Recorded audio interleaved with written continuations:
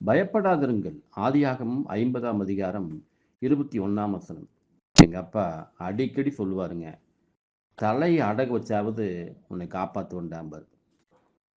எங்க அம்மா சொல்லும் வார்த்தை, நான் இருக்கிறேன்டா, நீ எது கவலைப்படுற அப்படின்னு சொல்லுவார்கள்.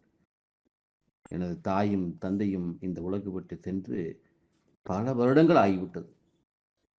வேதாகமத்தில் தேவன் சொல்லுகிற இந்த வார்த்தை, பயப்படாதிருங்கள், நம்மை இந்த உலகில் சாட்சியாக வாழ வைக்கும்படியாகவும் ஒரு திடன் கொள்ளும்படியாகவும் இருப்பதை பார்க்கலாம். சோர்ந்து போன எனக்கு இந்த மாலை வேளையிலே ஒரு பூஸ்ட் குடித்ததை போல உள்ளது. வேதாகமத்தை வாசியுங்கள், தேவனோடு நல்ல உறவை வைத்துக் கொள்ளுங்கள், தேவனுடைய வார்த்தையை சுவாசியுங்கள், தியானியுங்கள்.